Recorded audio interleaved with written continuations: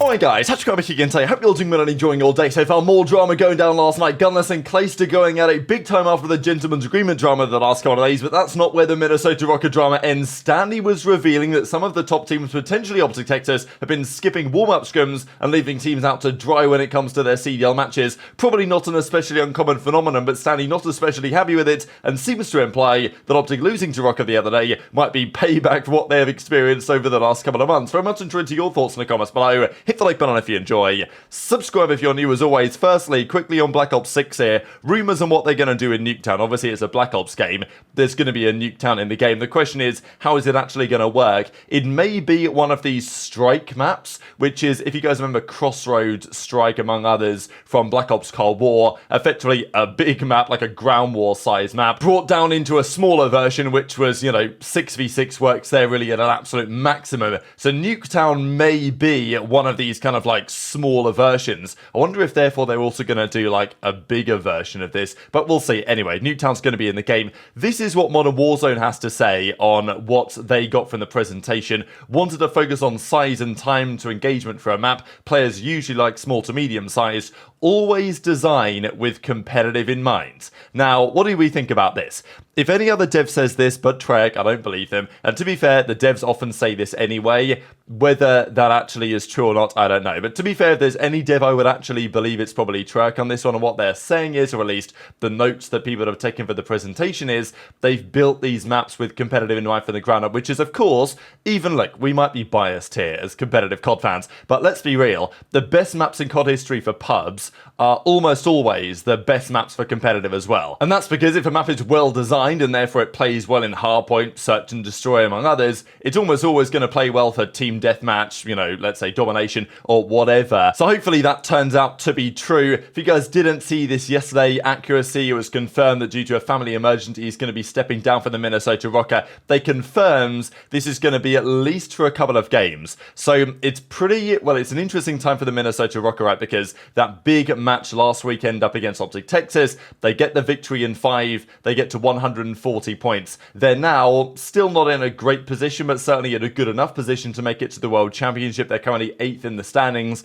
Their next couple of games, though, are tough. They play New York, they play Ultra, after that they play Vegas, and then they'll go to the major. They're currently 2-2. One more win will get them a winner's bracket spot, which of course is what they'd be looking for. But Spart is the man coming in. There's been talk as to why Spart. My feeling on this may be that Spart, his Challengers team, I think is already qualified for the Challengers World Championship. Some of the other targets may not be, and therefore they may have been less willing to do this. I wonder what it'll mean for the Minnesota Rocket, because we've talked about this for some time, that Gunless and Accuracy in some ways are relatively similar players. Bringing in Spart, is Gunless going to be able to step up on the leadership side? Is Spark going to bring some extra pace to the team? Maybe in some weird way it actually helps them a little bit. But I'm not sure how much it's going to help them against New York and Ultra. And obviously, as Rockers say, it's not clear whether Accuracy will be back in time. It really depends. And as Accuracy says, I thought it was nice to see lots of the positive responses to this from the community. But yeah, really sad stuff here. As Accuracy says, I'd like to thank my teammates and Rocket for their unwavering support during a very difficult time for me and my family. Unfortunately, my mother's cancer has returned. She's currently fighting this battle in the hospital. Need to be there side by side with my family during this time until we are in a stable situation. So yeah, just wishing the best for Accuracy's family, right? Really sad stuff. But as he says, the time frame on this, who knows, right? Whether Accuracy will be back very shortly if his mother improves quickly, or whether he's going to be out of the team for a little bit longer, right? Which potentially puts the team in a bit of a predicament because, as I say, they've got big games upcoming, and Spark will definitely be in for the games this weekend. The weekend after, they only play one against Vegas. The weekend after that is the major in Burbank, and then obviously the World Championship if they qualify a couple of weeks after that. So realistically, there isn't potentially much opportunity here for this team to deliver what they want to do. And as I say, they're currently in 8th place, but it's a pretty sketchy 8th place, as you guys can see. And in terms of some of the tiebreakers, they do not have the favour over many of the teams around them. So they need more wins. Maybe Spark can be the man to potentially provide that. More drama on the Rocker, though. We saw this yesterday, that Clayster and Standy and these guys were kind of going at it. Now, Clayster said, I can't believe they would possibly deliberately break GAs. In that series against OpTic, the couple of smokes that came through, the stair glitch that came through, then Gunless decides to get involved in this as well. And I thought this was like, something that didn't necessarily need to be said, but why not, right? It's drama, so we're going to get into it. So Gunless a whole day later quote tweets this and says, yo, I decimate aBeZy, and I'll explain the lore behind this in a second, because I'm sure that many of you guys don't know what the hell he's talking about here. Didn't this guy say he was willingly going to break GAs against you on local area network to keep his team in the tournament in World War II? He wouldn't do that IRL, surely not, right? So I guess what Gunless is saying is, Clay broke GAs back in the day, and we'll explain that in a second. So how can Clay then turn around and be the one to criticize our team breaking GAs at the present day? Now, just before we discuss that, it does add an interesting angle where, is this intentional by Rocket? Because when Rocket threw the two smokes, right, they were down 5-3 on that final search and destroy. We talked about it yesterday. Two smokes come through. Standy says, oh, just a mistake. And probably it was just a mistake. But you never really know, right? Whether the stair glitching, whether the smokes were used on purpose. It's easy to say, oh, well, I just blacked out, guys. My bad, as we said yesterday. And this tweet from Gunless saying, oh, Clay isn't one to talk about breaking GAs on purpose, makes me think, did Rocker actually do it on purpose? And that's why Gunless is getting annoyed at Clay criticizing it, because he did the same back in the day. But anyway, what do you guys think about that? So Decimate and Blast, back in World War II, were on a team called Era Eternity. They're actually a pretty interesting team that season. Bevels was on there as well. Pharaoh was on there, of course, rest in peace at the start of the season. Bevels was on there as well, who then went on to become the coach for the Evil Geniuses team that eventually won the World Championship that year. But in the early part of the season anyway, they were playing a tournament. United were having a really hard time in the run at that point. And Clayster decided to bring out the M1 Garand. Now, this was a very powerful weapon in that game. Obviously, it only had a few bullets in the chamber, but it was basically the two-shot kill gun, and it was really strong. To such an extent that the pros had decided that it was going to be a gentleman's agreemented, right? They weren't going to agree. They were going to agree not to use the M1 Garand and just use the STG, just use the bar. They were the go-to guns. But the M1 Garand was technically allowed in the professional rule set, and therefore with the United struggling, with them down in the looters bracket, Clay decided to break the GA. Now, he regretted this in hindsight, and I'm pretty sure after the fact, he actually gave his prize money that he won for winning that match back to the Era Eternity guys, because obviously it was in a tricky headspace, I imagine, at the time. So Clay ends up winning the series with the M1 Garand and says, before the hate start, I told them I'm using everything. So he says, look, to clarify, I told them I was going to break all these GAs before the series began. And look, it doesn't make it fine, but let's say Minnesota Rocker said, you know what, guys, we're fighting for champs here. Like, we're throwing the GAs out the window. We're going to start snaking. We're going to start throwing smokes around.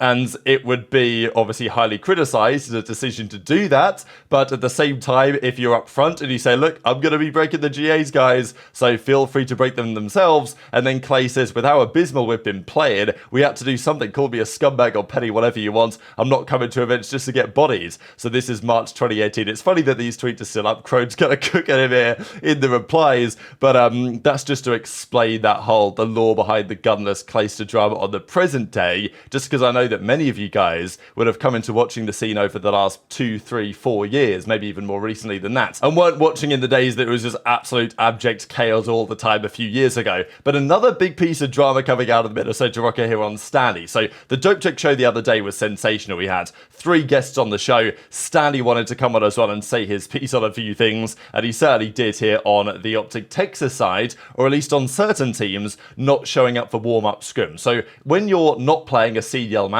on that day, what you'll usually do is be drafted in to warm up a team via a quick scrim just before they go and play their game, and therefore in return you get the same favour delivered back. So the team said up, okay, we're playing this team on X time and date, we want to get a warm up from this team, so we get it all organised. But of course the team that's actually playing the game has more to gain from this warm-up scrim than a team that doesn't. It's kind of just done as a nice gesture, really, rather than the teams do it for actual good practice as the team's about to go into their game. So anyway, Standy and the Minnesota Rocker, I imagine a few times this season, have sorted out some sort of warm-up scrim with certain teams, and Standy seems to imply that some of your favourite teams, i.e. the teams towards the top of the standings, don't even show up to these on occasion, and then he says maybe there's some karma in action there. So while discussing the OpTic versus Rocker series, I tried to press him a little bit on this, and a little bit later, I kind of did get kind of a confirmation, I would say, that he's talking about OpTic Texas here. There's other shit that happens, like, bro, some people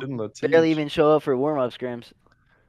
I mean, listen, I'm not gonna name who, but some teams, maybe some of your favorite teams, can barely even show up to warm-up scrims. Don't even show up. Listen, I'm gonna vouch for that. Maybe there's some karma in action right there. Vouch. Some universe karma in action right there. I'm gonna vouch. Hear me out. Because in Vanguard, my team done 15 more warm-ups than every team that year. Yeah, I remember that. I actually remember that. People, you remember? Yeah, we done 50. Yeah. I think we ended up doing like 18 or 20 more than every team in the season or something like that. Because teams wouldn't show up to the warm ups, so we were like being the nice people and taking. So Standy's certainly stirring the pot here on this one, right? Talking about the warm up scrims getting chalked by certain teams. Now, does this happen all across the board anyway? Is he just talking about it because of the karma angle, right? His point was, wow, well, you cancel our warm up scrims so that we're going into some of these games not as warmed up as we need to be, and well, guess what happens when we play you? All of a sudden you're going to lose in the game 5 round 11, get comebacked on game 5, and all of that drama over the last couple of days. So Standy's certainly going in. Now, let's say OpTic have been doing this. I wouldn't be surprised, because I'm sure loads of teams have been doing this. I don't imagine that this is a particularly rare phenomenon of teams saying, oh, well, yeah, sorry guys, we can't make the warm-up scrim, unlucky, off you go. And I think even recently there was talks that this had happened, and one of the teams couldn't get their warm-up scrim done and there was nobody else for them to warm up against, and the other team they're playing against said, okay, we won't do a warm-up scrim either, we'll both come into it completely dry and then see how it goes from there. But definitely Standy asking for trouble a little bit here, I think, for the green wall, right? Talking about this stuff, talking about the the fact that they brought it back and they don't really feel like they broke the G8 in that moment, or they just don't think that OpTic should have got 5-2 comebacked on. Everything that we have seen talked about, of course, over the last couple of days, but the question, I guess, is on Standy whether the karma that he talks about on teams not showing up to the warm-up scrims, cancelling them, and then obviously potentially losing later down the line, will that also occur with the Minnesota Rocket when it comes down to the breaking of the GAs? That's been some of the talk, hasn't it? That is it possible that the karma that Standy talks about could well be, coming back to bite them because they broke a couple of GAs against OpTic? Are they now going to make the World Championship, right? So we'll see. Of course, they're going to be in a tricky spot. They don't have the team that they've intended to have, but time will only tell whether they make it. I'm not still so convinced that they will. I think there are other teams better around them right now, such as the Vegas Legion. Honestly, who knows, but very much intrigued to your thoughts on all this stuff in the comment section below. Just one final thing I thought was kind of interesting here. There was Emily Rand, obviously a League of Legends kind of analyst and, well, notable personality in that scene. She was talking in some detail here, actually, about the COD scene. Just talking about Kenny as well, who obviously follows both scenes, but also just the amount of trash talking COD, really. Because League of Legends and in general, like Riot games, they don't have the same community that COD has. And you can never replicate it, right? Like, the Call of Duty community is not like any other esports scene that I'm aware of. It's much more like a traditional sports fan base in many ways. And, well, as she talks about here, so much fun to see the COD players yelling at each other, fans in the audience, like, the most traditional sports vibe that I've ever had. The energy, I wish we saw it more in League, which is, you're not going to be able to artificially replicate this in other esports. Like, that's what makes, in my opinion, just Call of Duty so special, and you really get that feeling when you go to the events. But very much intrigued to your thoughts on all this stuff in the comments below. Hit the like button if you enjoyed, subscribe if you're new, take care, and I'll see you next time. I don't see nothing new. Mid steps. I'm going to plan B. I'm going to plan B. I bet. Lane B. I'm lane B. Open small weed. He's still in there. There's There's two in there. I'm dead. Back here. Two more in there. Alright, find this. Yeah, top. I so dumb. Where'd he go? Stop. Dude, what is that, bro? What is that? You just ran straight down mid and flanked it like. What is that? Yeah, it's